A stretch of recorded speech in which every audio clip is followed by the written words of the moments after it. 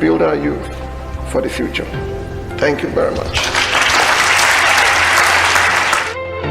On this note, the tone was set for the much-anticipated 3-day convocation ceremonies of the University of Lagos, the 51st of its kind.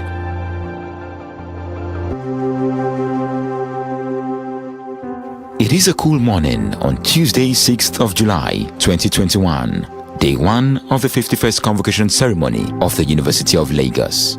All vehicular and human traffic is headed to the JF at the Ajayi Auditorium, venue of the phenomenal event originally scheduled to hold in March 2020, but postponed due to issues better explained by none other than the Vice-Chancellor, Professor Oluwatoyin Ogundipe.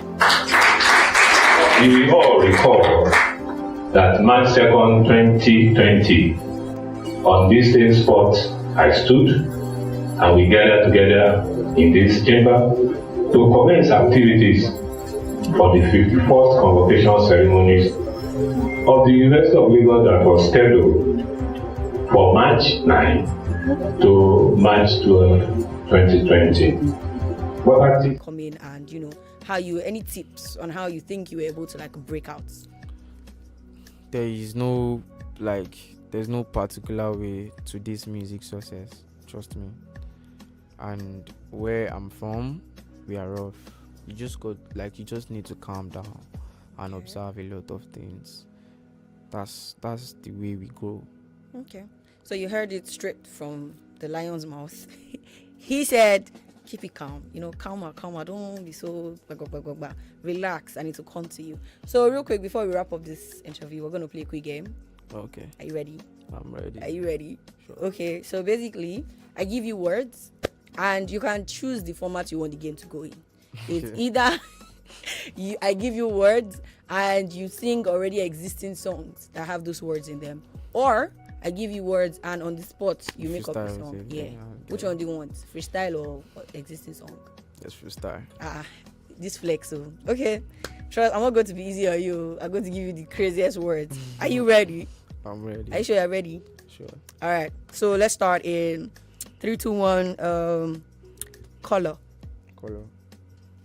You look shine like a bright star.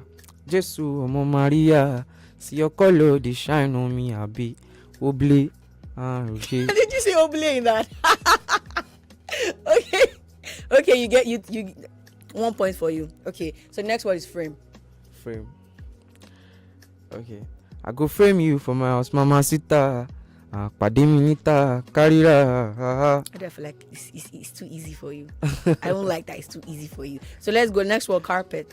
Mm-hmm. Okay.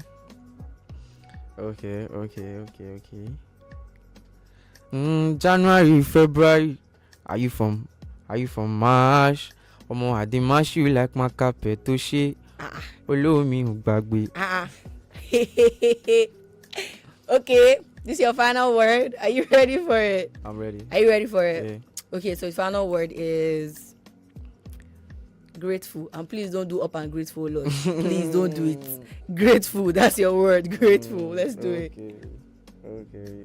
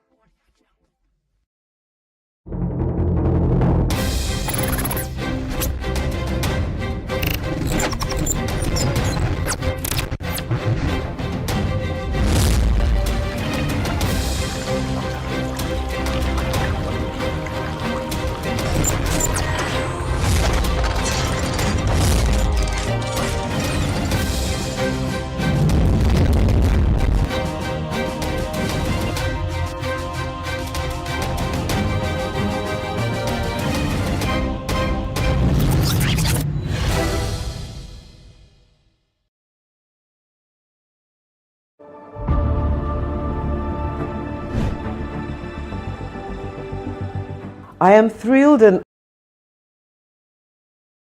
honored to welcome you to the University of Lagos for the 11th FASU Games.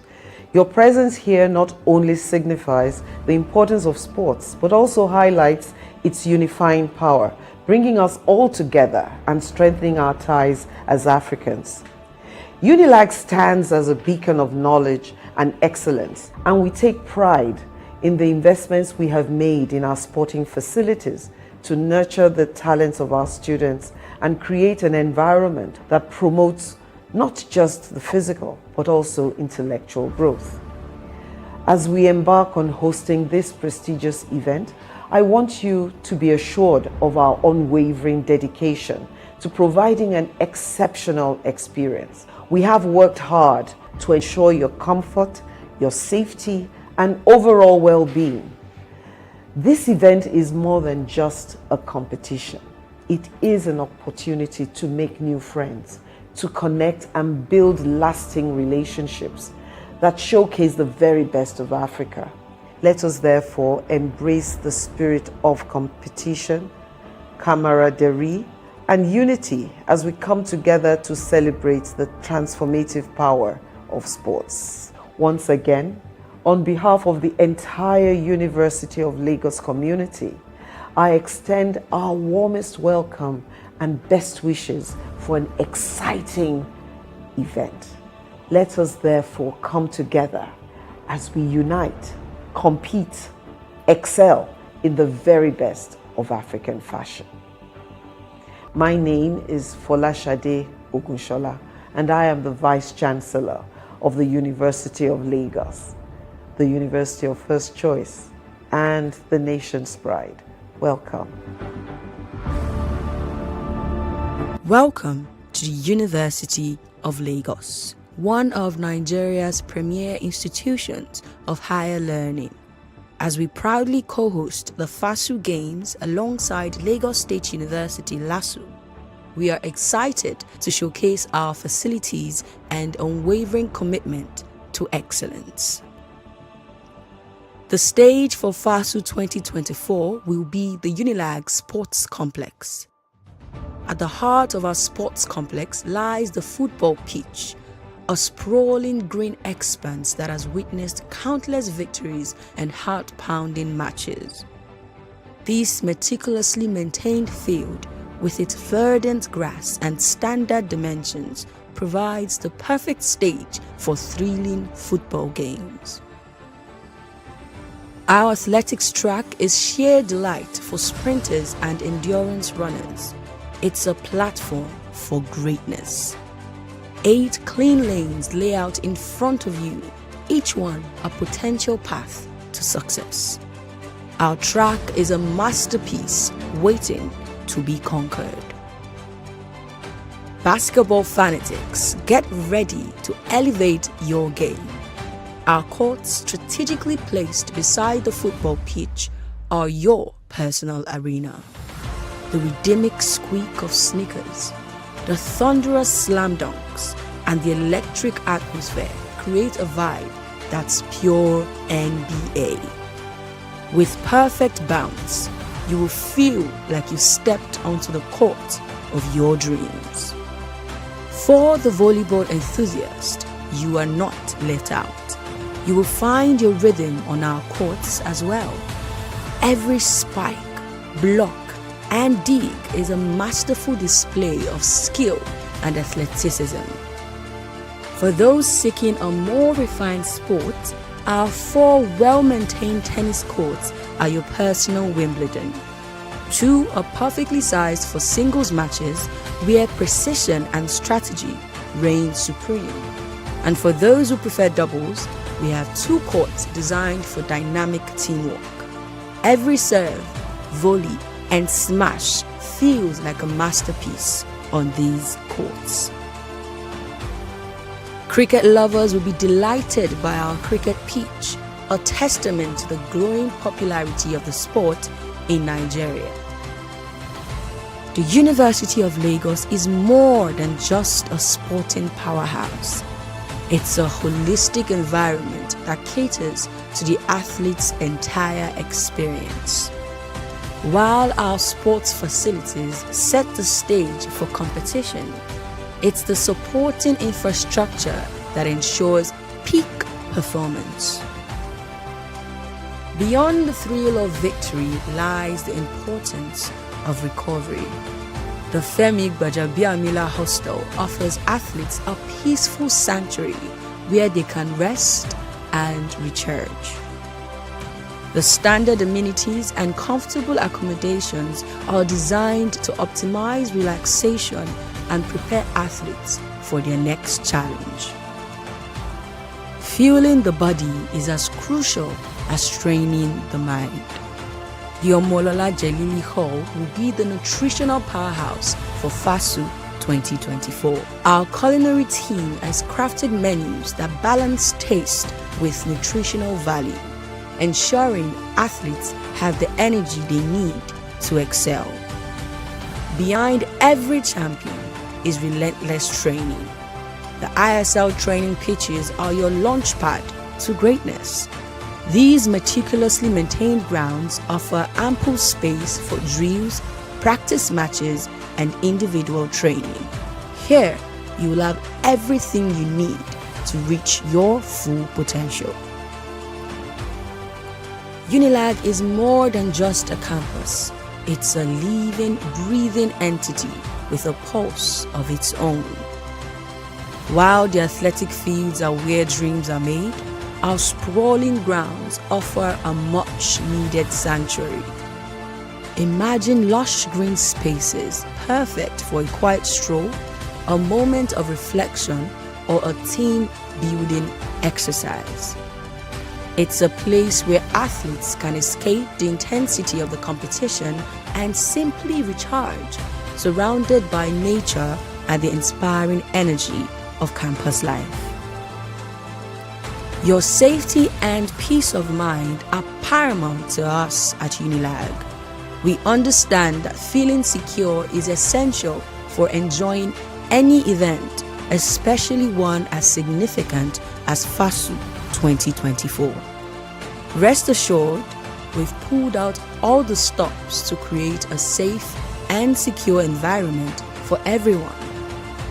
Our security infrastructure, coupled with dedicated personnel, is working tirelessly to protect you.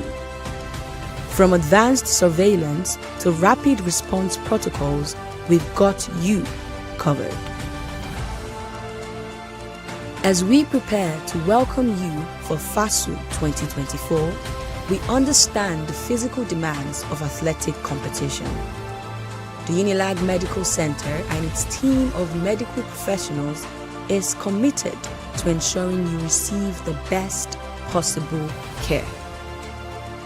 At Unilag, our commitment to excellence extends beyond the sporting arena, encompassing every aspect of the event. We have ensured that your experience at FASU 2024 in Unilag will be an unforgettable one. Get ready to unite, compete, excel. FASU 2024.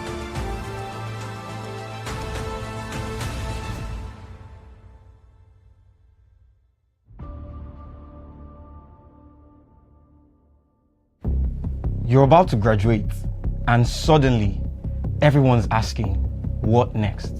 You smile. You say, I'll figure it out. But inside, you're freaking out. The job market is scary, your passion is unclear, and your parents are eagerly waiting to see you thrive. If this sounds familiar, you're not alone. Today on Low Key, Not Okay, we're talking about how to plan your life after graduation without losing your mind.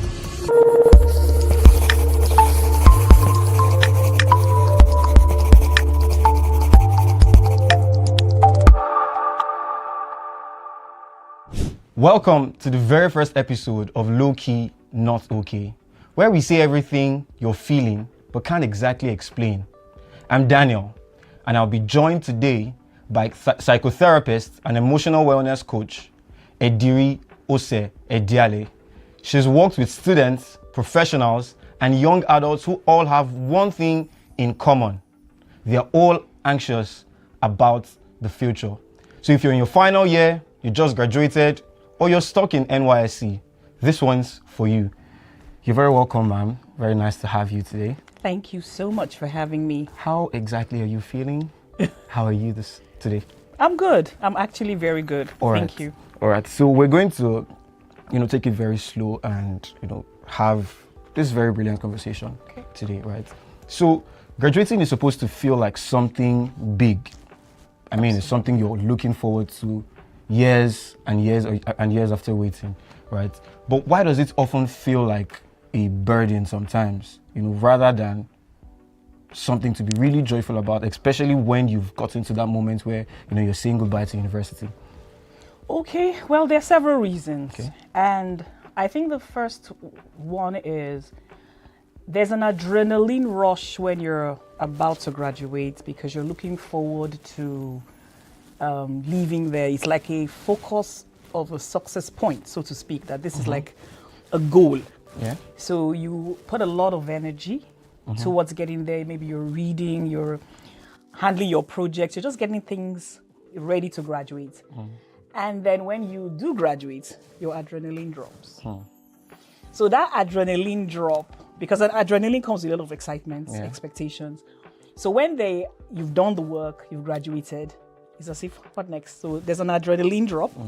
So it could be part of why one is feeling a little bit sad, because there's nothing to wake up to rush about again. So I have gotten there, I've gotten to this point.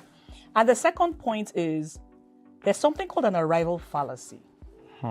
Now, an arrival fallacy is the ideology or the thought pattern that my happiness is at a particular point or is with a particular possession. So if I get a new car, or I'm in a relationship, I travel abroad, I graduate, that is where my happiness lies. But why that is a fallacy, that is not true, is because happiness or joy is not an external factor. It's not indicated by external factors. It is from internal. So when you buy the car or you're in a relationship or you've traveled abroad and you find out, so why am I not happy? Why am I not excited? So that's the arrival fallacy, that postponing your joy to a particular time or when I get a particular thing is why people arrive there and they're sad. And then I think the final point is just that you are now moving from the known to the unknown. You've been in this school for 4 years or 5 years, depending. You've made friends, acquaintances. You've kind of created a dynamics and a harmony for yourself where some of you are the big boys and the big girls in school. And now you're leaving this, your safe haven, to somewhere nobody knows you. And you have to kind of start at the bottom. So it creates some kind of, fear and anxiety. So that's why. One is the adrenaline drops. 2 is that you think happiness resides in a possession or an event or in a person, and it's not. And then 3 is that you're just leaving the known to the unknown. So that's why. Wow. So that journey into something that, we have not experienced before can reduce the excitement and joy that we often feel. Absolutely. So that's interesting. So now, is it okay for a student to spend at least 4 years in school, maybe sometimes 3 years, depending on the institution, and yet not feel like they have achieved anything? Well, or perhaps do not feel a sense of purpose? Okay, so purpose is continuous. Finding purpose is not static. And even people that are much older, that have worked, that have opened businesses, they'll tell you they're still in the journey of finding purpose. So it's not anything to be worried about. That you've been in school for 4 years and you've read a particular course, subject, and you're still asking yourself, so what is life about? What is life about for me? No, there's nothing wrong with that. It's perfectly normal, and it's nothing to be scared or worried or ashamed of, because even those that are working, you keep finding yourself as you embark on different endeavors. So you do this, you say, I like this, I don't like this, and it doesn't stop. So finding yourself is not a journey where you arrive at a destination at a particular time. It's something that you can do. People discover new talents in themselves far into their years. So no, don't be bothered that you don't have everything, your ducks in a row, Yeah. you're still finding yourself, and there's nothing to be worried about.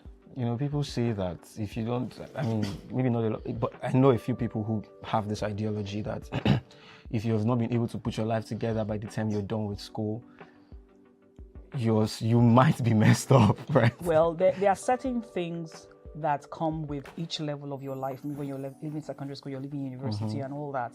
So there are certain things you should have at least a little bit of a knowledge of. So am I going into full-time employment? Am I going to do business? What do I want to do at this stage of my life? However, it is not something that if you do not have the clear picture 100%, should cause you so much anxiety, because life is a continuous discovery. And while you should have a plan, realize that the plans can change. So don't beat yourself over the head because everything is not clear to you. So no, don't worry yourself about that. So and that also means, because I remember while I was much younger, there's this thing we used to do. We would sort of plan our lives, right? Okay, this is how I want my life to go. By age 18, I should probably be for some people, even at age 17, they should be in uni. And by, say, 4 years, that's 21, you should be done. 22, you should be at NYSC. 23, I should have a job and be married and all of that. So what begins to happen, because there are quite a number of us who, while during school is happening, life is falling apart and all of that, you find out that you're behind schedule in life, and all those things are happening. What should be the right approach when you get that realization that, man, it looks like my life is falling apart and everything is just, going out of place. Nothing seems to be following that laid out plan that I might have, created for myself earlier. So first of all, that your life is falling apart is a subjective analogy. Okay. All right. Because it's like you're hypersensitive to what is around you, that you're making little challenges an existential crisis. And it's not an existential crisis that you have not been able to achieve this or this. So first of all, definitions are important. Definitions will help you know what the next decision to take. Okay. So the definition is your life really falling apart? Or is it that I have not been able to get a job? Or I have not been able to do my master's? Or I have not been able to do this or do this. So let's define it the way it is. Because if you define it in your head that my life is falling apart, you probably will take decisions to say, okay, I don't want my life to fall apart, so I'm going to do this. So first of all, define it as is what it is. And that is, I'm having a challenge here, or I'm having a challenge there. And then when you do that, you can now put it what we call the sphere of control. So the sphere of control is what is within your control and what is outside your control. So what is outside your control is not something you should spend sleepless nights about. Because no matter how much you worry, you can't change it. And things outside your control are policies of government, decisions about strikes, decisions in maybe an organization you're targeting on how their employment looks like. Those things are out of your control. But there are things that are in your control, and that is the discipline you put, the amount of work you put, the information you get, how you want to keep yourself both mentally and physically at optimal, so that you can do the work. So those ones are within your control. So please, first of all, define it appropriately, because as a psychotherapist, one of the things we teach is how your thought patterns affect your decisions, your feelings, and your behavior. So if you define it in a way that is causing you panic, you will panic. And the reality is that you may take decisions that are not helpful because you panicked. So define it. I need to get a job. I need to finish school. I need to go for my master's. Define it. And then you can now begin to take small steps when you have understood that this is my sphere of control, this is outside my sphere of control. And then you can now take decisions there. But first of all, define it appropriately.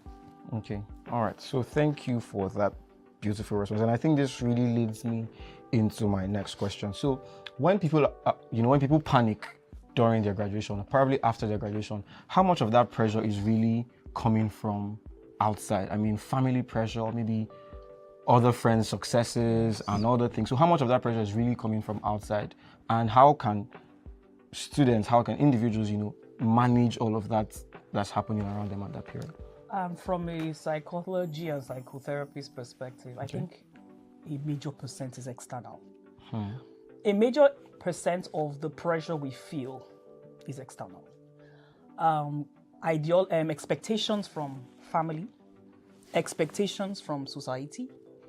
And you see, those expectations they shouldn't be your defining reason for doing anything, because those expectations can actually push you in the wrong direction. So I hear a lot of panic among students. And that is because there's this assumption that, somebody else is doing better than me. Yeah. And with social media, you're fighting against something that is not real.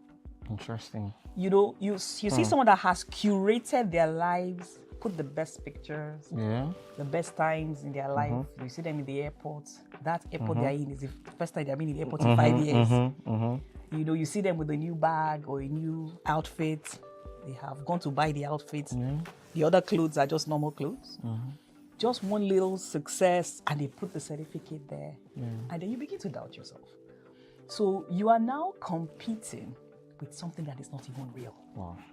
And you're putting yourself under pressure for something that is not even real. So one of the things you can do about that, because yes, first of all, a great percentage of it is external pressure. Sometimes it's even not something that your family has said. It's something sometimes it's something that is in your mind as what you think they expect of you. So what I will say to that is you need to have very strong values of who you are, so that you are not easily shaken by what you see. So if, for instance, you have a plan that I want to be this in the next 3 years, if you now see someone that is excelling somewhere else, that's not going to really shake you, because you know where you're going. Yeah, of course. And you know that even as I want to go here, this is my path. These are my values. So I will not deviate from my values to get there. So I will not be unduly influenced by what I see.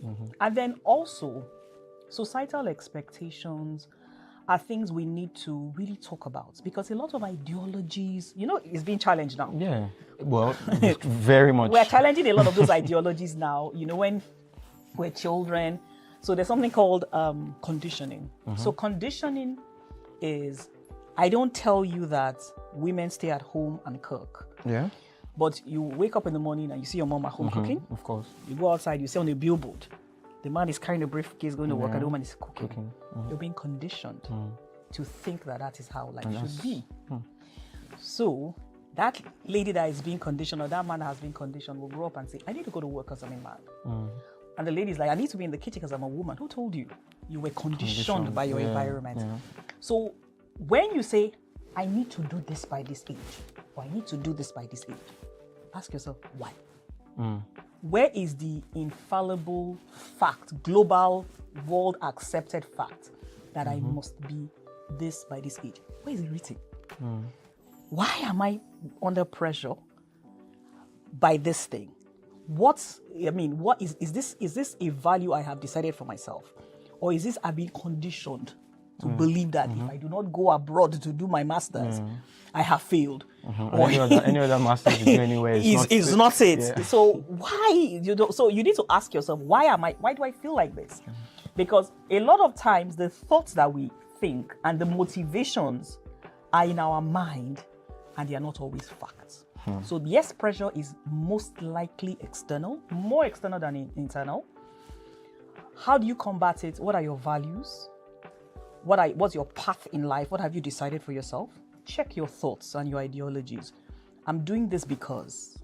I'm going for my master's because. Do I believe in it? Or is it because I see everybody's doing it? I'm going into this job because. Do I feel that this is the way? Because everybody now is a data analyst. But there are people making lots of money in agriculture. So are you just being swept with the tide? Or do you have knowledge that is the way you should go? So you need to challenge those ideologies. You need to challenge those thoughts so that you're not just under pressure to do. You know exactly what you want to do. I really enjoyed the fact, I like the fact that you mentioned conditioning and, asking why. But I would like to just wind back a little bit and go back to pressure. Okay. Right. Is there any time where pressure is, say, necessary? Or is there the good side to pressure? Because, I was going to ask, where do we draw the line between, but let me just even allow you answer that question first. Okay. Can pressure be something positive? Can it lead to positive results at all? While it can, Okay. human beings have a natural negative default. We have a negative bias as a default. That means we're more negative to ourselves and people around us than we are positive. Wow. So while pressure, and I see pressure as motivation for you to do better. Exactly. Of course, there's a place for it. But because we are naturally negative, I always tend to say, give yourself more grace in what you're doing so that you do not become depressed. Because if you focus on the pressure to do, you may become very unhappy with yourself. So yes, you should have outline goals and you should pursue those goals. And sometimes when you see a friend that has done this or done that, that should be a healthy motivation. Yeah. But I am careful because we have a natural negative bias as human beings to be very critical of ourselves. Yeah. And this criticism of ourselves can turn into something else. So yes, motivation is good. Yes, having goals is good. Yes, you and them is good. And that you see your colleagues or your friends achieving something and you want to, it's fine. It's fine. But I would always give yourself grace.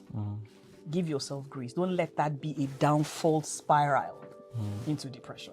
I think it's also important that you mentioned this because we tend to, and it's also interesting to learn the fact that there's something even called that negative bias. Yes. Right. It can really take us down into like deep pits that we don't want to be in. So can I say what a negative bias is? Yeah.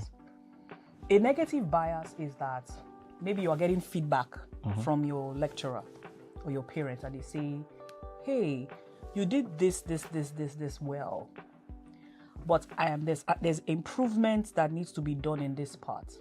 And then you leave the room. You only remember the negative thing they said. Yeah, that happens a lot. The positive one just flies over your head. You don't even believe it. But the negative one gives you sleepless nights. So why is that? So it's really funny that someone has told you 5 items, only one is like a feedback and is negative, but that's the one you remember. So that's the natural negative bias of And it's present within everybody. Unless you work at it. Unless you are aware and then you begin to work at it to say, I'm going to receive this information as objectively as I can and not spiral that someone corrected me. All right. I would just like the conversation to keep flowing. And so say someone's watching right now and they feel totally overwhelmed, right? So what are 3 practical things that you could do right now so that they can take the edge off that panic? Yeah, because we've spoken so much about panic, the pressure and all of that. So what are 3 practical things that someone can do to get off that edge? Okay, so I had a client that was in this situation and they said, I don't know what is wrong with me. I'm just overwhelmed. I'm just panicking. And so what I said to the person is what I'm going to be saying to anybody. I said, when did it start? Okay.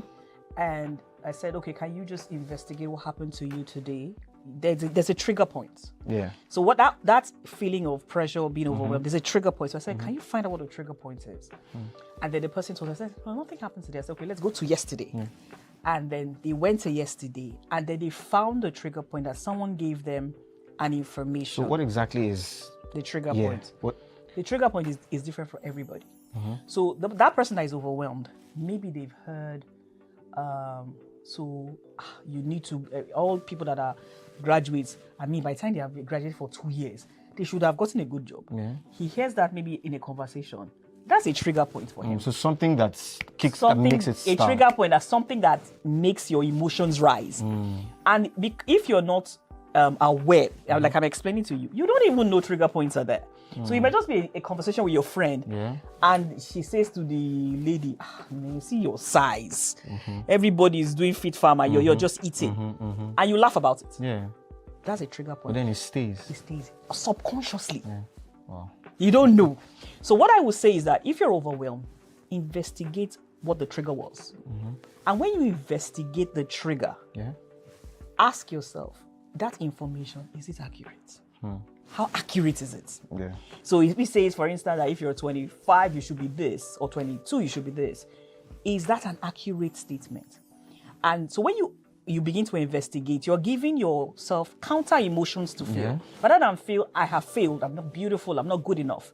You're giving yourself counter informations by that investigation. So first, investigate the trigger. Ask yourself, that information, is it accurate? The third is talk. Talk is therapy. One of the whole foundations of my profession is that talk is therapy. So this is what happens. If you have something that is bothering you, the moment you open your mouth to talk about it, from 100% it reduces to like 60%. Why does that happen, though? So it happens because the person you're talking to is not as emotionally invested as you. So the person is able to give you a rational counter scenario that because you are so clouded in emotion, you can't see it. Yeah. So the moment you say, oh, they said 25-year-old, you should be doing this. And they say, and the person now says, see, I have this friend that was when he was 30. Yeah. I have this friend. And so it kind of just sheds light into your emotion. So it just makes you feel better. So bottled up emotion, and that's why people go into depression. Bottled up emotion is much bigger than an emotion that is shared. So, talking. Never knew. I mean, people would say that it's not good to talk. You shouldn't be talking so much. Talk is therapy. Yeah, and I mean, talking to the right people as well. Right people. Right. If you can see a professional, fine, but not everybody has access to a professional. Just have someone that I can trust. I just want to say something, and the person will say, hey, it's not that bad now. Why are you bothering yourself like that? And immediately you start feeling better. You just say, it's true. Why was I even taking it like that? Yeah. It's not I that. think I can remember a couple of instances where things like that have happened to me. Yeah. That's thank you very much for that response. So now moving again back to the theme, how to plan your life after graduation. There's usually how will I put it now? There's usually a this or that when it comes to planning your life, right? For people who have something that they love to do, and it might not exactly be what is paying the bills. How do you now navigate that tension between doing what you really love and what pays the bills? Because that once you're done with school, you're becoming your own person, right? Some certain responsibilities begin to fall on you. Yeah. So you need to start thinking of how to take care of yourself. So if what you love is not exactly paying the bills, then how do you now navigate that tension? Well, I don't think it should be mutually exclusive. So this is what I mean by that. I don't think that you have to pursue one for the other one and throw the other one away. You have to be realistic with where you are in life. So I have to pay bills. I have to be responsible to my family, to my commitments. Of course, that's the reality. And then my vision might not come into fruition in the first 2, 3, 4, 5 years. But the truth is, the fact that you're even going to pursue the one that is going to pay the bills, there's I call it virtue. There's virtue there. Yeah. There's virtue where you are learning discipline. There's virtue where you're mixing with other people. So use that knowledge, but don't throw away the other one that is a passion. So what can you do in the interim? You can continue to study about whatever it is that is the vision. You can go for networking events. So for instance, if you say, I want to be an entrepreneur in this, but because I need money, I need to go to work and work the 9 to 5. While you're working the 9 to 5, look for the community of those things that are those people that are your vision, and keep in close contact with them. Because that is your vision doesn't mean the vision has to actualize today or tomorrow. It's a vision, it will actualize. It's your purpose, it's your passion, it will actualize. So be real, you have to eat, you have to wear clothes. You have to wear clothes. Yeah. And you have to be a responsible person to the society. So whatever it is you need to do at that time, please go ahead and do it. But do not lose hold of that purpose. Hold it in some way. So whether it's even with interactions, studying, go for seminars, go for events, and then invest. When I mean invest time or resources into that thing. So even if it is 10 naira a month, I'm going to invest it to buy, maybe it's a write-up or a book. I'm going to invest it to attend whatever. You're just saying, I'm doing this because I'm not going to let go of this. You don't want to be disconnected. I don't want to be disconnected, because if you're also not careful, the one that is providing the resources at that time becomes so real that you mentioned, maybe that my dream was just a dream. Yeah. So you have to do something to keep that dream alive, no matter how small. No matter how small. And then, as years unfold and maybe more resources and support come, you can do little things for that your passion. So it doesn't have to be mutually exclusive. You don't have to throw away a 9 to 5 because you want to pursue your passion. And you don't have to throw away your passion because you want to pursue a 9 to 5. There's a way you can make the two of them work. Yeah. So they can be mutually inclusive. Okay. But one will probably be higher than the other for a time. And then when you are... How do you deal with that though? Okay, so when one is higher is that you have to keep talking to yourself that, yes, I am here working in this organization instead of being the next big artist in Nigeria. Yeah. But I know where I'm going. So when I have a little money, I'm going to go and buy this microphone or something. And the next time I'm going to buy this. So you have to talk to yourself because it can be a little bit discouraging when you see people, what's the word people say? They don't blow. Actually, yeah. So you may feel, a bit left behind. So you have to keep telling yourself that it's just a time. It's just a time. I'm going to get that. All right. So next question is it okay to, because really all of this panic and pressure can be very overwhelming. So is it okay to, just take a break, take a pause, not just, be in that period where you don't want to jump into the next thing. I just want to be in this moment and not go into NYSC or maybe going into the next job or pursuing the next thing. I really just want to be. Is that fine? But for how long though? So it's fine and then it's not fine. So it's fine in that everybody needs a break. Yeah. Especially if you've come out something so challenging as graduating. But I wouldn't want anybody to put their life on pause to the point that you have to wait for another cycle for you to maybe go for your NYSC because you might I don't want them to get stuck in that place of I needed a break. So the question I would ask if the person was a client, I was like, what does the break mean to you? Yeah. Why do you need the break? Because if it is an emotional issue, a trauma issue, or there's something going on, time alone doesn't heal. So that thing that time heals is not a correct statement. Time can heal if you put in the work to heal. So if there's trauma involved, there's fear involved, like, we talked about graduating and it's for you to be happy you're free. Exactly. You need to deal with the fear. Just taking a break is not going to heal that fear. Just taking a break is not going to solve the issue. So taking a break is fine. But if there is something deeper that is instigating you wanting to take that break, you must find a solution to it. Else it won't go away. After you've done the 2 years or how long ever you want, you'll come back and you're still jittery. You're still unsure. You are still a little bit scared. So what I will say is, why do you want to take the pause? It's good to rest, but rest can be, I know that there's usually a time frame between university and service. Sometimes it's long, sometimes it's short. Okay, fine. Why do I need the pause? Is it that I'm physically tired? And if I need rest, how much rest do I need? If it is not just that, I need to discover what it is. So even while I'm taking the rest, I'm also addressing the issue. So that after an agreed time, I'm back and I'm ready. But if you just say, I'm just going to take time off, this school was just hectic, it just stressed my life. And then I'll ask the person that life can be stressful. So if you say, I'm going to take a break from life because it was stressful, how many breaks are you going to be taking from life?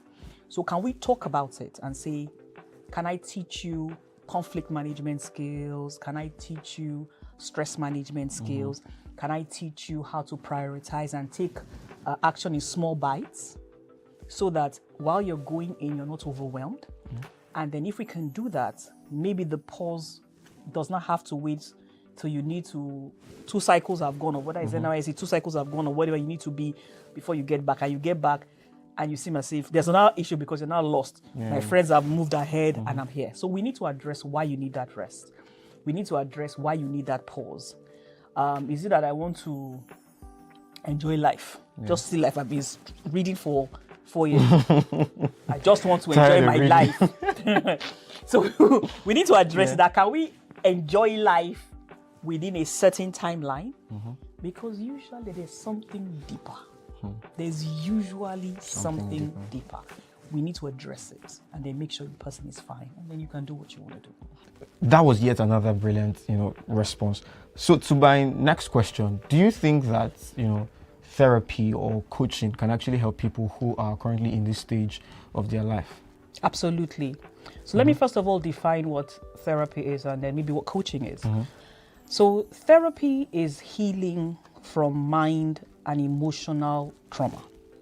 Okay. So first of all, let me say, when we talk about mental health, please understand that mental health is about the quality of your mind, the quality of your emotions, and how they impact your behavior. So it's mind, emotions, and behavior.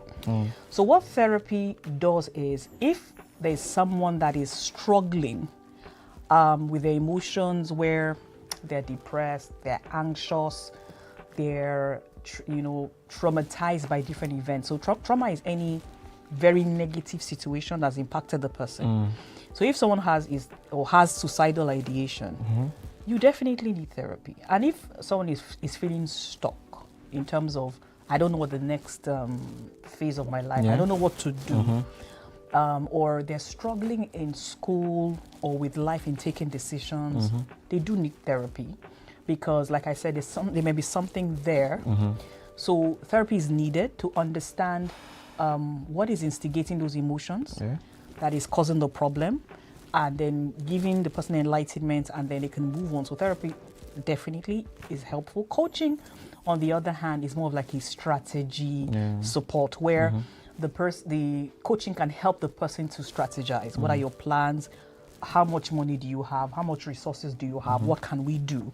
So, I mean, therapy and coaching, very, very important. I hear a lot of snide remarks about... Yes. I hear a lot of snide remarks about therapy and coaching. And it comes from a place of lack of knowledge. Let me tell you why. So therapy is science. There's a neuroscience to therapy. Because your brain forms activities and pathways. And some of those activities and pathways are negative. It is a professional that can teach you how to come out of it. So it's not about motivating you that you are a good person. I believe, no, that's not therapy. That's what most people That's think what people, it is. no, it's not at all. There's a science to it. So people that are depressed, have you not noticed that you say, there's nothing to be depressed about, just be happy. It's not possible. People that are unnecessarily anxious, why are you anxious? Now everything's okay. It's not possible. There's a science to it. So that's where therapy comes in. And, people laugh. Some people laugh about it. Some people stigmatize it. There's nothing wrong with me. They don't understand. I tell people sometimes that the 1% of the 1% in the world, that means those are the wealthy people, they all have coaches and therapists around them to support them. But we take it as a joke. It's not a joke. And therapy is not a matter of just send money to my account and I'll be fine. Actually. That's not therapy. Or just give me food. Just give me food. Once I see the alerts, all problems are over. No, that's not therapy. So you do need therapy. You need coaching if you're struggling with life. You do need it, and it's very good. And there are pro bono therapy. There are free resources you can, go and get information to support you.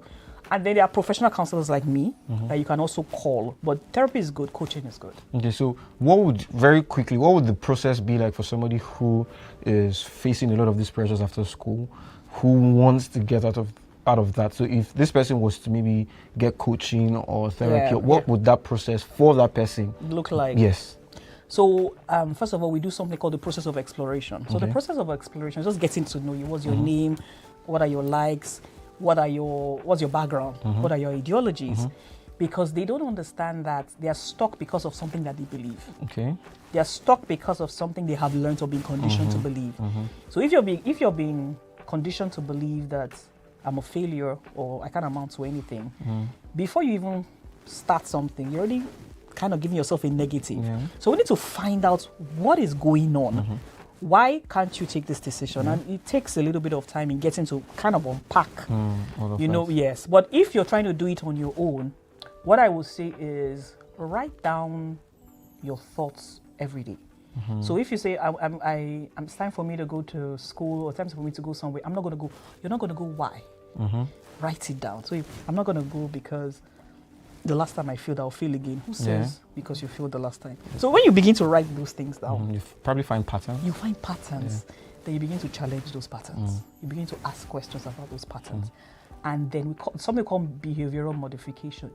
So that means I don't feel like going to school. I don't feel like talking to anybody, but I'll do it anyway. Because when you now you behave, even though your mind is telling you somehow, your mind catches up with your behavior. You're challenging something that's You're challenging something. So I don't really feel like, but I'm going to do it anyway. You now find out that. in like an hour, your mind has caught up with your action. So those are kind of things we do to help.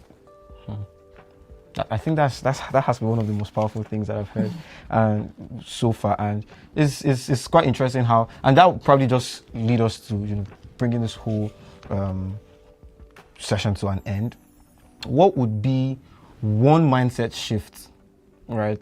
Something that you would say to a graduate, fresh graduate, somebody who is just about to get into the job market, probably after NYSC or whatever.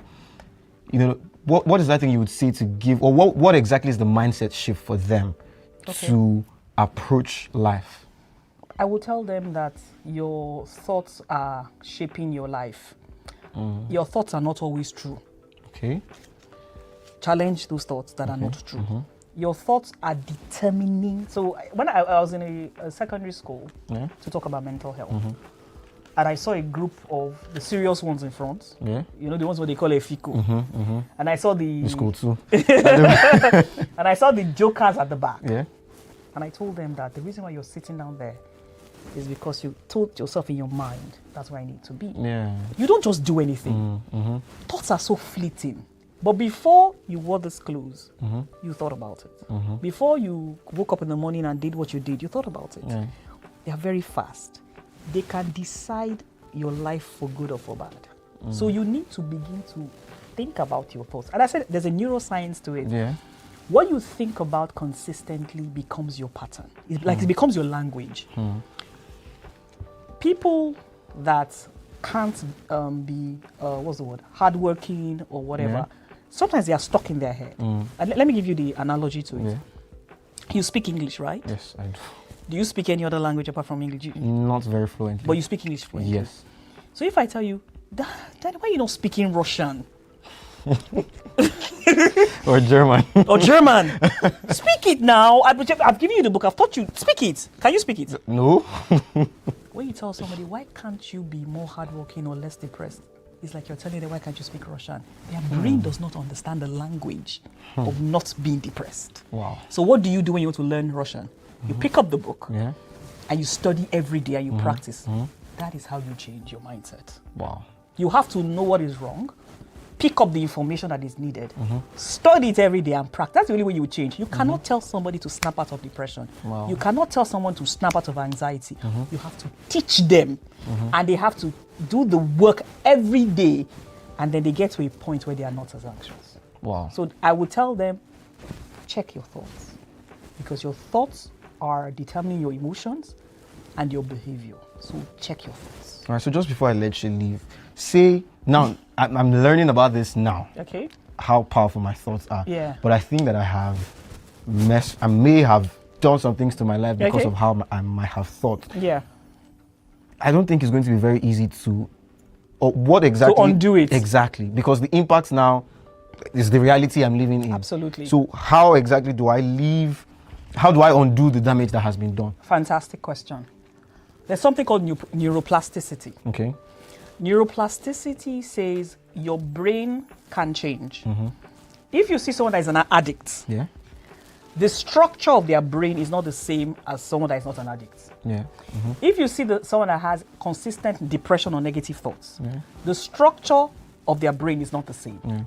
But the beauty is that the brain can change. So if you put in the work, the addict's brain or the other person that is depressed brain, the structure begins to change. If you consistently determine to do certain things, after some time it becomes your default. So if, like you say, I want to learn how to speak a language, and then I take the book, and I do the exercise, and when you see people they're speaking to English, you say, no, I'm going to answer you in Russian because I want to learn Russian. Yeah. After a few years, Russian becomes very easy to you. Yeah. It's the same thing in undoing. You have to understand what you need to undo. And then you now say, okay, these are the exercises I'm going to be doing to undo it. You get to a point that new pathway becomes your default. So whatever it is that my thoughts have made to become my reality, as much as I've done it, there's a way to undo it. There's a way to undo it. It takes time. So a lot of people get discouraged. Because you know when we're talking about habits, 21 days, they never taught us the science behind it. That your brain's default is like this. So to change the default of the brain, it takes time. It takes time and consistency in doing what you need to do. And I think that, that particular point in time where we're about to leave school is a critical moment because fantastic moment. Life begins to run through your face and then you begin to realize some of the mistakes that you've made. And I like that we're ending on this note because whatever errors, right, that a student, graduate has made to put them in the situation where they are now panicking, feeling so overwhelmed, all of that they can in that moment, well not in a moment, but in that phase, begin to change all of that. And it's like you're restarting your life again. And you can. Interesting. So what I will say is that you can. If you even have you've been at the bottom rung of your class in terms of your education, you can get high. You can. It's just the knowledge. And then the knowledge not to give when things are difficult. Because it will look as if nothing is happening. So I've been doing this thing for the past 1 week. It takes more than 1 week. It takes more than 1 month. But just keep doing it. And then at a point in time, your default will be that new you that you wanted to see. Interesting. It's quite, it's been an interesting one. And I really hate that we have to call it quits right here on this very episode. It's been a pleasure having you. Thank you so much. With us here, ma'am. And this has been an exciting episode, and I'm sure that you can as well admit with me. If your life, feels messy right now, good. It means you're thinking, you're alive, you're trying. And that's exactly why we started Low Key, Not Okay. To remind you that panic doesn't mean failure. It means that you care. Thank you, ma'am, for being here once again. Every new episode, we have new episodes that drop every 2 weeks. If you've got any questions, do well to DM us on Instagram at Unilag TV or leave a comment below. And remember, it's okay to be low key and not okay. We'll see you on the next one.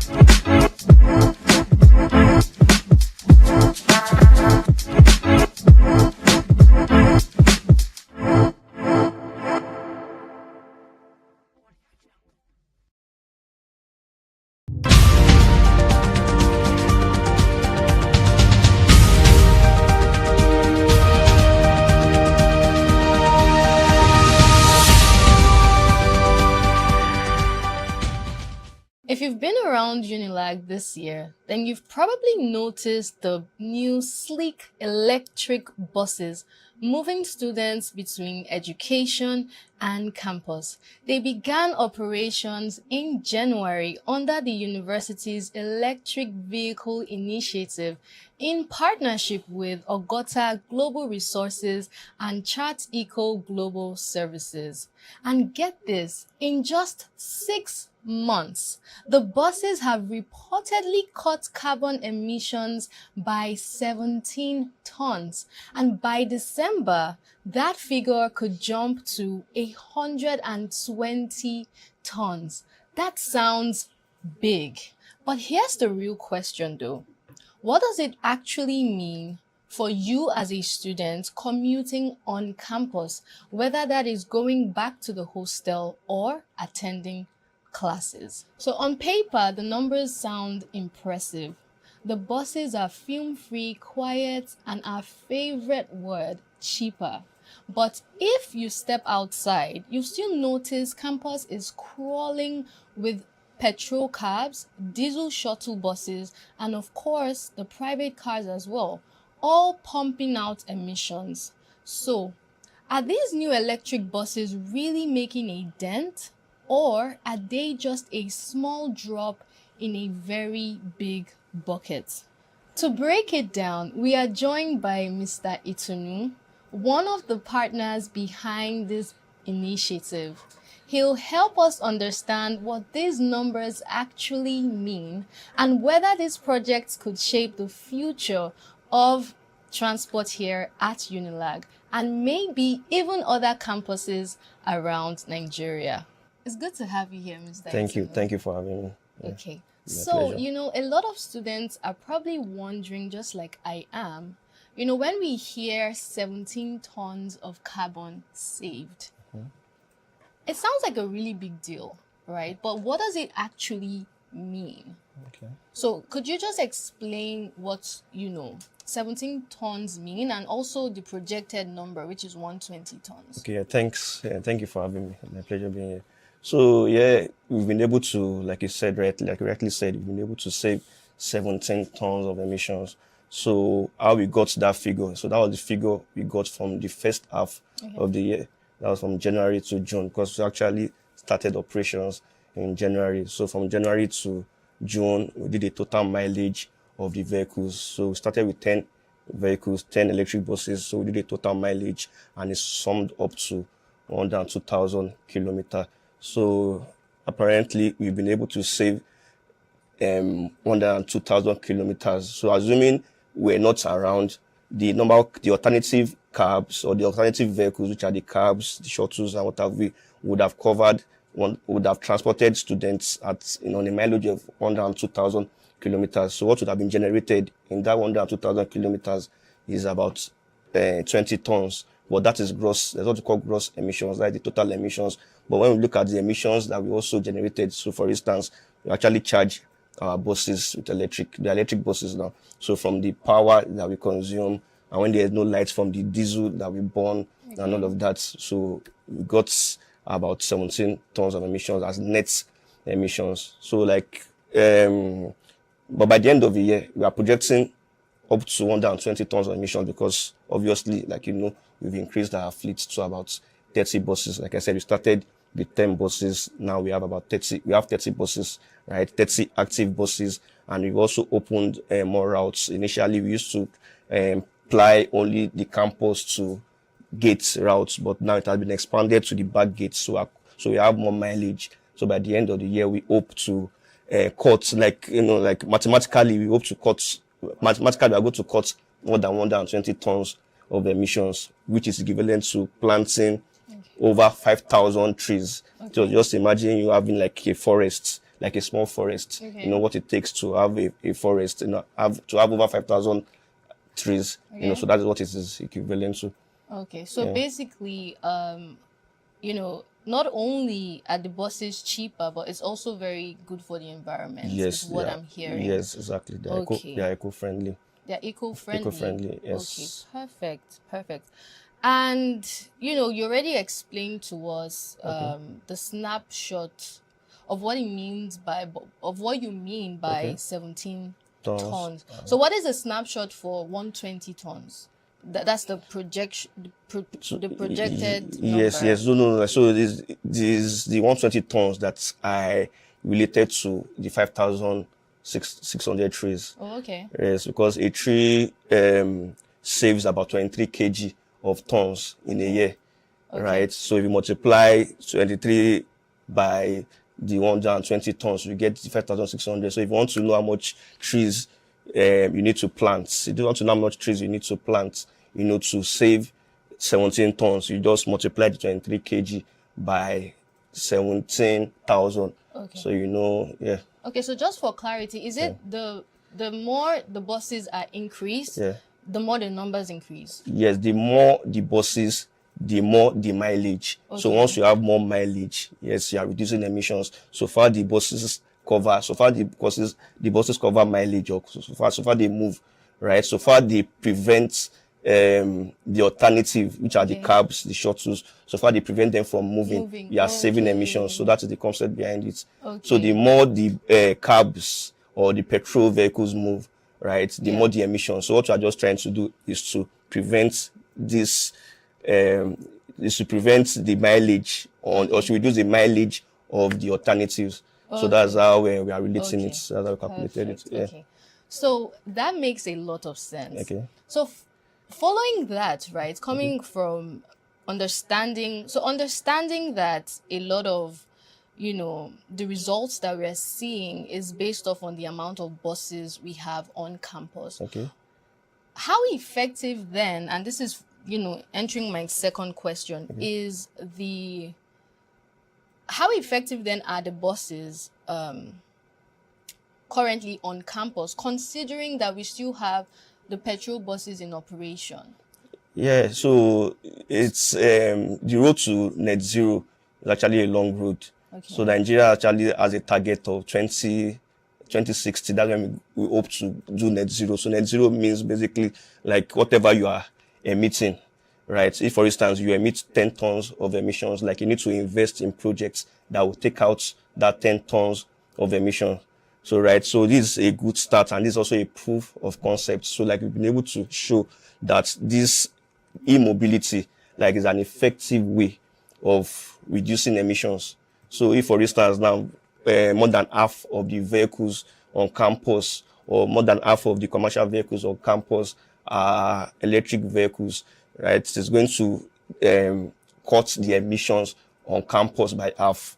Okay. You get. So, like, just like you said earlier, the more the electric buses, the more emissions it reduces. You get. But then, if the electric buses increases and, you know, we still have the same amount of petroleum buses operating, is there really a difference in that scenario? So, like, I don't like to say this, but what people say the number of cabs that we used to have reduced. Oh, really? I don't know how true that is. Fair. But that is the word on the street. They say the number of cabs are reduced. It's a no-brainer. Like, and you know our price is way cheaper. Yeah. So, like, and that is the beauty of renewable energy. Renewable energy or sustainable energy, right, should actually make sense economically. Assuming we came here and said that I want to cut 220 tons of emissions, people will be like, what's our business? But we'll be able to create like an economic advantage by reducing the price, because most people actually don't enter the bus because they want to cut emissions. It's only we that's championing the initiative that just trying to reduce the emissions. So if we have more electric buses, the understanding is that it's going to be cheaper to operate, and if it's cheaper to operate, that means there won't be need for the alternative, which is the petrol cab. I know petrol is so expensive and sometimes it can be scarce. So the more the vehicles, right, the more the electric vehicles, the less the alternatives, which are the petrol cabs or the diesel vehicles and all. Okay. So that is what should happen. Perfect. In an ideal situation, like in Unilag, like I said, what we are hearing is that the cabs have reduced. Okay. Now true that is okay. So let's talk scale, right? Currently, we have just a handful of these buses, you know, here on campus. So how much more buses are we looking to get over the course of, you know, the year, as well as what is the roadmap here? Could you just explain it to us? Is the goal to completely eliminate, you know, the petrol buses, or is it just going to be a mix of both the petrol and the electric? What is the end goal? Because I'm sure a lot of people, especially those who drive these cabs, you know, like, what is the goal here? So actually the goal is to achieve net zero. Like for me personally, like the goal is to achieve net zero, and it also to decarbonize the transport sector. So the transport sector is actually one of the most carbonized sector, you know, like in Nigeria, not just Nigeria, in the world. So generate about, from the transport sector, generate about 25% of the emissions. 25% of the emissions of Nigeria's emissions are from the transport. It's more like a proof of concept. This is to show that, okay, an effective way to reduce the emissions in the transport sector is to invest in e-mobility. So Unilag, you know, just to showcase how this can be done, or how this can be actualized. Okay. You get, so that is our ultimate goal, right? Our ultimate goal is to upscale across board, not just in closed communities, because one of the reasons why we're probably thriving is because we're in a closed community, in a closed space where there's an enabling environment. Like I must confess, the environment is very, very enabling. Okay. Unlike, That's Unilag? Yeah, Unilag. Okay. Unlike what is probably obtainable outside. Yeah, yeah. You understand? Like what's probably obtainable outside. So we are saying, okay, if we want to scale, to the outside world, we have the experience, right? We've been doing it for almost a year now. So the relevant bodies can come over to say, okay, how do we upscale? Like, how do we push it outside close communities? Because if we want to really make an impact, like we need to leave this terrain, like we need to go to the outside. That's where the majority of the emissions. So that's where most of the emissions are generated. Right. So so I know that you've briefly touched on what you mean by net zero, but can you break it down to like layman's terms, what you mean by net zero? Okay, so net zero basically is you having like zero emissions. So, but it's impossible for someone to have zero emissions. Because when you even beat your hair, when you breathe out carbon dioxide, you're generating emissions and all. You must live. The fact that you're living, they are generating emissions. So what net zero means is that if you do, let's say 5 kg of emissions, right, or 10 kg of emissions, right, you must invest, or you must come up with initiatives, right, that will take out that amount of emissions that you generated. So if you do 10 kg, right, and you invest, let's say plant, like I said, a tree takes out 23 kg of emissions in a year, right? So if you plant a tree, that means you're on the path to net zero. In fact, you're even below net zero because you generated 10 kg and you compensated by planting a tree. Do you understand? Yeah. So that is let's say for instance you generate 23 kg of emissions, right? And you plant a tree. That tree that you planted has already wiped out all the emissions that you generated. Do you understand? So that is already net zero. So because it is virtually impossible for us not to generate them, what would have been best is for us not to generate emissions at all, but it is impossible.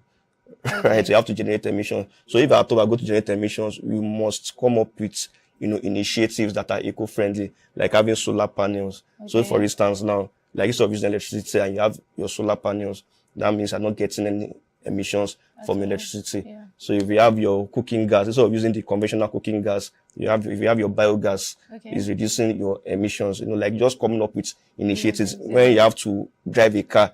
So not by investing in e-mobility, that's just simple things that you can do. For example, by trekking or riding a bicycle. So instead of boarding a cab, to burn diesel or burn petrol, like I just take a walk. So you can just, let's say you want to go to VI now, instead of what you do, but I can just take a walk.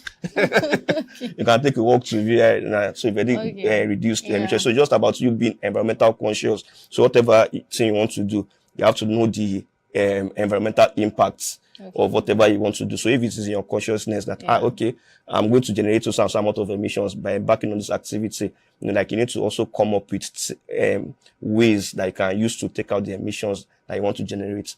You get so that is basically net zero. You just taking out whatever emissions that do you understand? Yes. So and this just be asking what really is driving this initiative? Is it more of the fact that you are an environmental enthusiast? Like do you desire a Nigeria where the air is clean or so definitely, like I'm also an alumnus of this university, right? So when we were in school back then, how much was cab? I think it was about 13 naira to 15 naira thereabouts, and it got to about 200 naira. So what actually started the whole thing was when it got to 200, we're like, it's too expensive. Students were complaining because I visit Unilag a lot. Students were complaining that said they cannot afford it. They kept on trekking.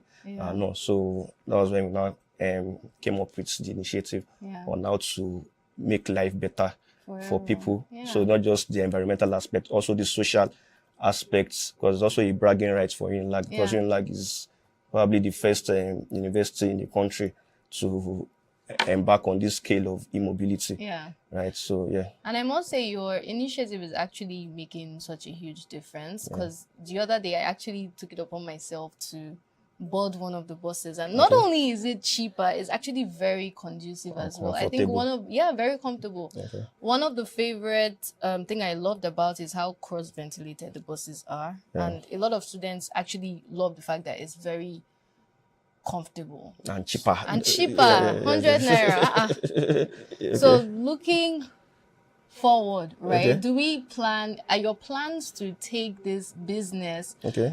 outside of Unilag to other campuses? Yeah. We've actually been getting offers from various schools, various estates and communities. But obviously, like our plan is to, probably satisfy as much demand as possible on campus, because it's actually a struggle to satisfy the demand on campus, right? But we definitely plan on upscaling. And like I said earlier, it's a proof of concept. The next stage that we are in is to amplify our impact, because I know that we are doing great, but so many people don't know. Yeah. Because ideally, the president should be calling us by now. Because it's that is NAIPA are doing. How do we, upscale across? How do we take it across? But so the plan is to, amplify our impact, and after amplifying the impact, then we explore the opportunities, that it brings. So definitely, we plan on upscaling by going across schools and even going outside close communities, like I said earlier. Okay, perfect. So in the next 5 years, what is the future for transportation, not only in Unilag, from what I'm hearing, but also in Nigeria? Like I said, the from the transport sector, they are doing about 25% of national emissions, the emission generated in the country. Like our vision is to reduce the percentage to about 15, maybe 10%. Okay. So that's why we are offering ourselves as, sacrificial lambs to see how impactful or how beneficial, the project can be. So now that we've known that it has gone beyond an experiment or a project, it's now a proper business. So the plan, is to, like I said, saturate the markets or the roads of Lagos State or Nigeria with electric vehicles, which will go a long way in cutting down emissions. That is the plan. Majorly is to saturate, like we said earlier, the more the buses, the lower the emissions. The more the EVs, the lower the emissions. So that is the plan, to decarbonize the transport sector. Yeah. Okay, there we have it. And must I say that not only is this commendable, but it's a very beautiful thing you're doing for the community, for people, even for students here in Unilag. So I honestly could see where this is going in the next 5 years. So there you have it, guys. Thank you, Mr. Itunu, for joining us today. My pleasure. The numbers look good, but the real test is how much difference students will actually feel in their daily commute, and whether this experiment can scale beyond a handful of buses. For now, the electric rides are a welcome step, but the bigger question is, will they be enough to truly shift the culture of campus transport and even the transport system in Nigeria? Thank you for watching the news review on Unilag TV. I am Stephanie Sellers.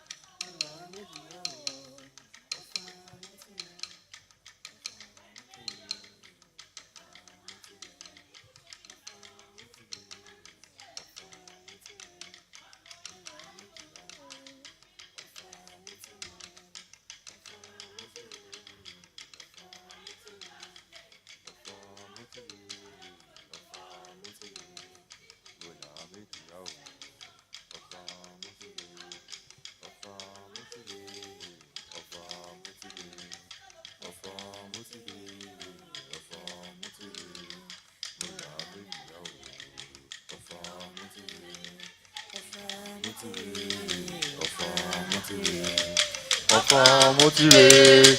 Ọ̀fọ̀ mo ti rè é, ọ̀fọ̀ mo ti rè é, mo là méjì á o. Ọ̀fọ̀ mo ti rè é, ọ̀fọ̀ mo ti rè é, ọ̀fọ̀ mo ti rè é, ọ̀fọ̀ mo ti rè é, ọ̀fọ̀ mo ti rè é, mo là méjì á o. Ọ̀fọ̀ mo ti rè é.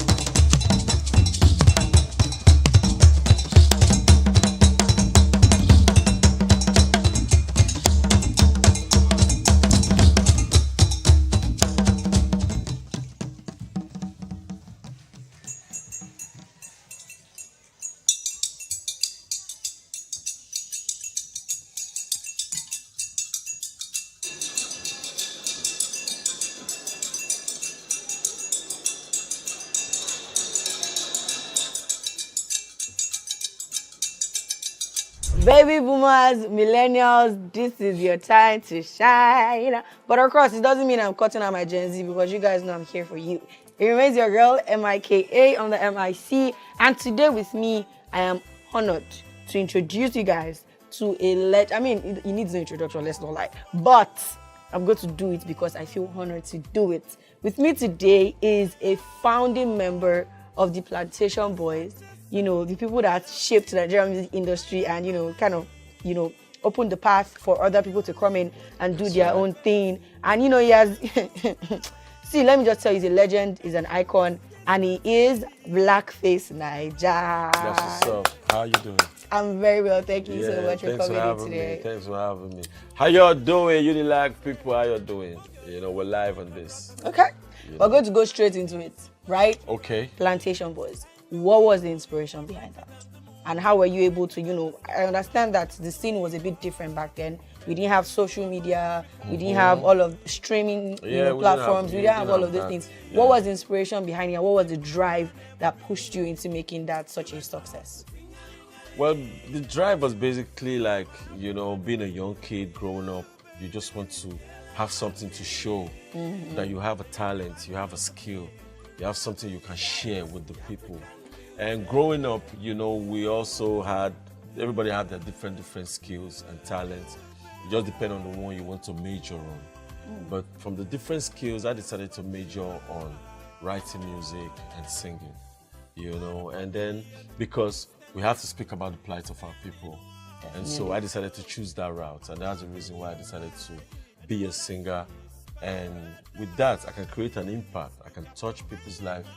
I can try to make a change in a society. I could, you know, be somebody of an influence, of some influence that I can be able to say, yo, this is wrong and this is right, and people can adhere, and the world can be a better place. So it's just basically about just chasing your dream and try to make the world a better place, isn't it? All right, I totally get that. I totally dig that. Yeah, all right, so like, I'm sure that you talked about the origin and how you guys came together to make Plantation Boys a lot of times. But is there like any story that you really never gave about like how you guys actually came together, started together? Say, no. How did you make the name? The name is just basically because of the fact that, you know, my dad is a farmer after he retired from the army. Okay. So I became a plantation boy as a result of that. So I was going to the farm, you know, farming yams, cassava, rice. I was just basically going to the farm, like when it's not time for me to go to school. Okay. And so that was how the name idea came to be. It started coming, because when I'm working in the farms, definitely you need some things to pass your time. Definitely. Which is singing songs. Okay, so you literally started on the farm. Most people say they started in the choir. You started on the farm. Yeah, but because the farm is the continuation of the choir. When you're alone, you sing. When you're with the choir, you still sing. But were you part of the choir? Were you ever a part of the choir? Yes, I was part of the choir. Okay, so classic story. Yeah, started from the choir. Marcel Gabriel Secondary School. Okay, that's so I was amazing. Part of the choir too. Okay. You know, so the music really started from there. All right. So now let's go, like we're pushing the timeline forward a bit. Now, Okay. Plantation Boys have been made. You guys have released one album. You've released the second album. How was that journey like? You know, finally getting some kind of fame, recognition. Yeah, Plantation Boys, you know how the band started. You know, we started when there was no social media. Yes. So it was basically to sell your CDs in stores. That kind of Like right now, you cannot get CDs in stores. Definitely not. Till you request and they can print the CDs for you. And now you just have to use your phones and social media. That's where you can get your you can get your music from. You know, but then you have to, you know what you're doing. If you sell like 1 million copies, you're gonna know from the printing. You know, but this one now is like different. Is online. How do you get accountability for everything online? I mean, the streaming platforms do have that feature. Yeah, but it can't be like when you are the one selling it yourself.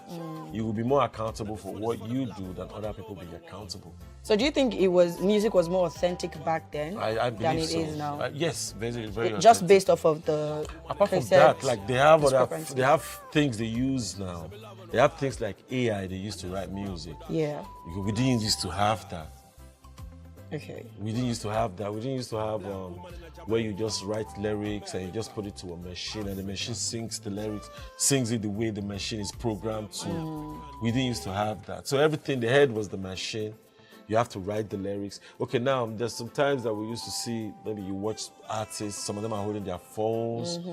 I know some write on their phones, like have their notepads. Yes. But then on that same telephone, there's the AI. So you could have some persons in a booth like they're rapping and they are reading from AI. And you never know that it's AI. You can even have voices that are AI voices. and you don't even know. So that's how authentic it can be is when the artist is live on the stage and with no vocals behind them, and you can hear them live. Then you will know that this is the real artist that is singing the song. So it's safe to say that you believe that, back then when you used to have like the authenticity, it was better then. Of course it was better. But some people believe that AI made things a little easier. Well, and it's easier for some persons, but it's like, when, I don't know how will I put it. Okay. There's artificial rice. Yes. And there's artificial fish. Some fishes, they be like saying a real fish. They're like not real. You test them, that this one does not feel like rubber. There's some different products that are not so real. They're not original. Thank you. So that's how some of the music came to be. Not so original, but people need it. There's demand and there's supply. So you still go and cap it. Okay. But before, it was totally different. Okay. If you had a choice to would you have preferred to still be in the music industry back then, or would you have preferred to be in the music industry now? Like if you could choose. Well, there's some things that they should have still kept going, that they shouldn't have just phased out. Things like physical distribution of the CDs, shouldn't have phased that one out. Because that one will be like, you can have the history. You can have the history. But isn't that more stressful? If you have ways to make things easier, why not just take it? But if you buy, it now calls for, how some people keep records. Now all your records now is just a telephone. Yeah. Now if you buy records, you have them on your shelf. Definitely. If you have kids don't have to go to your telephone to listen to music. They just go to the shelf, they get the music, they play it, and they don't have to see other things they don't have to see. The music goes to them directly. But now the music has to pass through a lot of different things before it gets to the person that wants to just listen to the music. Now there's adverts on the music. Definitely, that's something. So there's some different things that are now involved in it that was not involved in the first place. Yeah. So I would have still preferred some things to still stay the way they were. So is it just distribution you think should have remained, physical distribution, or any other things? Physical distribution should have remained, and then how would I put it? Live performances as well should have also been But that didn't go completely extinct. A lot of people. But in Nigeria here, we don't have it that much because we only just depend on the social media to watch this live performances now. Yeah, there's YouTube live performances. But there used to be a time that we go to the TBS, and the place will be filled. You can feel the energy of the people. We still have concerts like that. When did the last day they have that? I mean, Experience happens every year. Experience is what? It's a concert. It's a concert. It's a gospel show. Yeah, but that's not a regular show where you have a Davido, you have a Burna Boy. I mean, last year we had Native Land. We had so many concerts last year. I mean, the Coca-Cola Olamide show. So we should be having that regularly. Okay. So that we can now also, the message can be passed to the people when it happens regularly, not just on the social media to get all the information. Okay. At least the artists are responsible for the society. So if the artists come out and be like, yo, you people should, try to, be good to your neighbors, that's going to touch the people more than when they just see them just on the telephone and swagging jeans and showing off cars. Do you have a problem with swagging jeans? No, but it's not enough. What I'm saying, the people deserve to get more than just that. That's what I'm saying. Okay, yeah.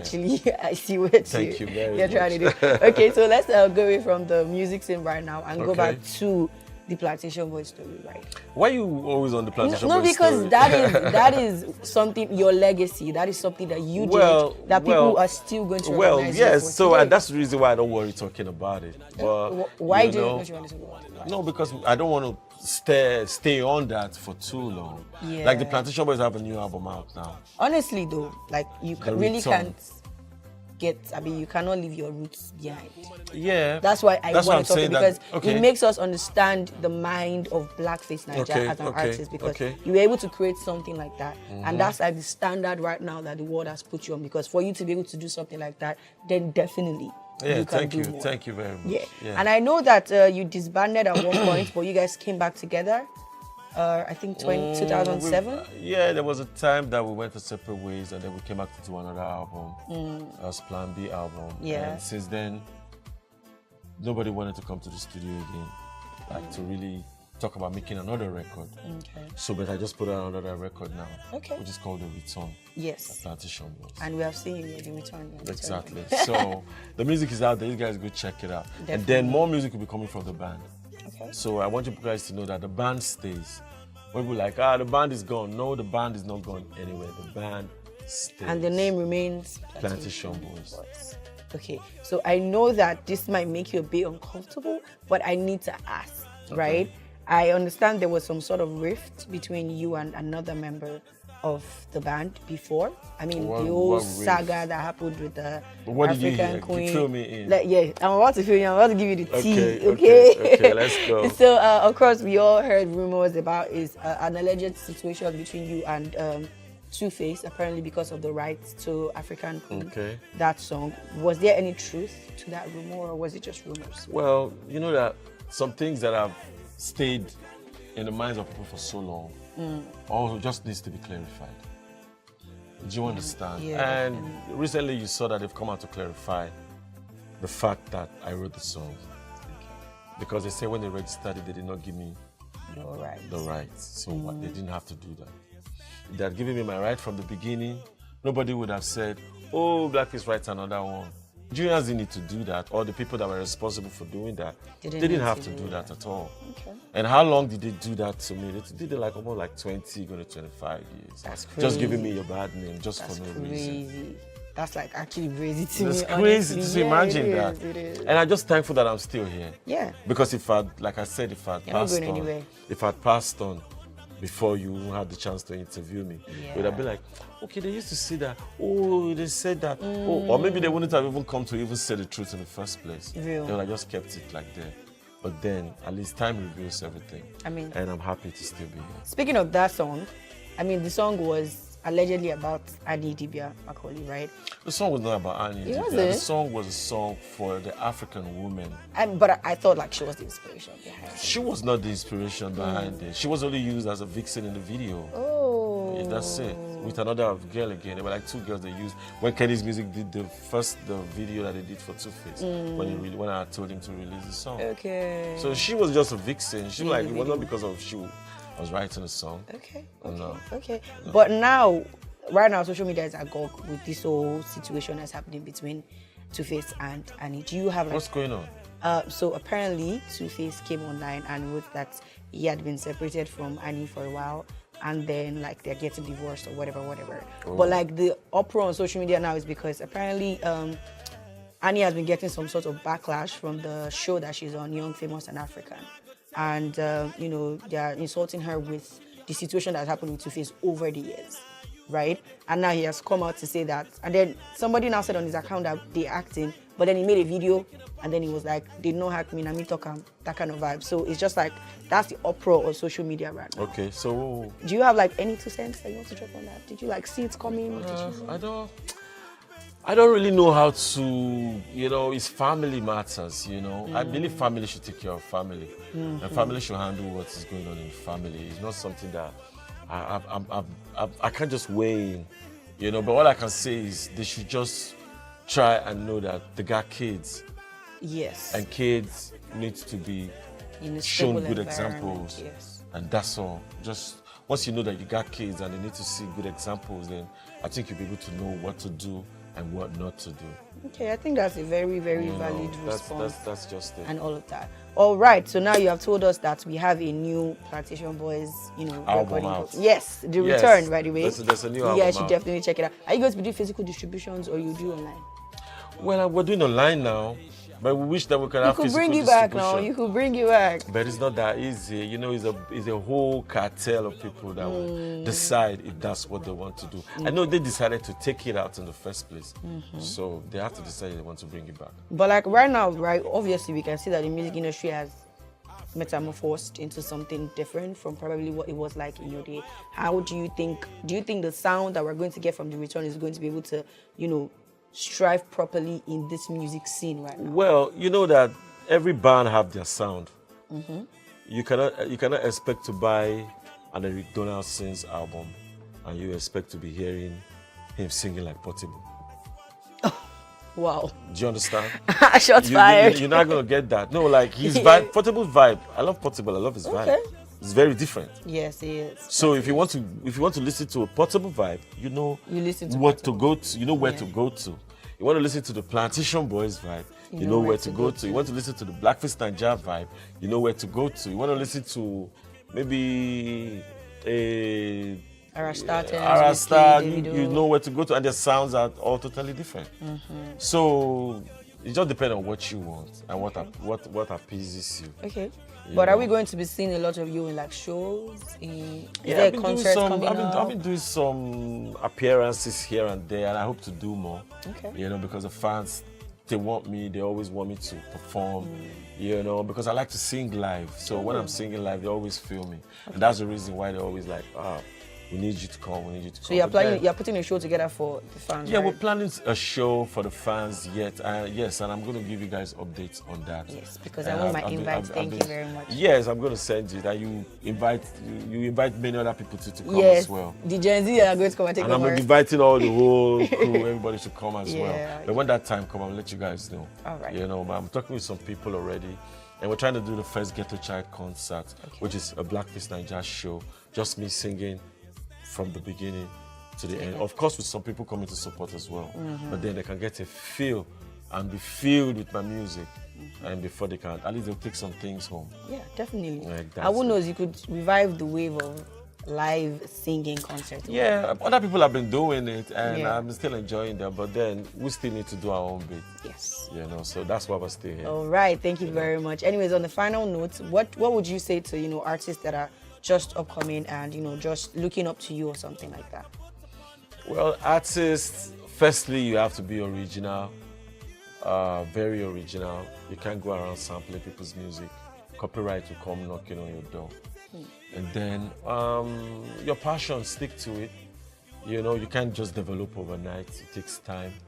You know, and then listen to other people as well. While you listen, you learn, you hit the notes, but don't just jack their sound, copy them and start to make it yours. Yeah. Because then they're going to You look lose at your us as originality. Nigerians as we like to take people's things. Because some of this music will be coming from overseas, and they are not going to be happy when they see that we are taking that as a culture. So we have to be the original people. We have to think and create our own sound, and then make the people respect us even more. Okay. So that is the reason why I am Blackface Nigeria. I have to talk about the plights of my people. You heard it straight from the lion's mouth, right? Be original, stick to you, stick to your passions. Don't be a copycat. Don't be. Don't be a copycat.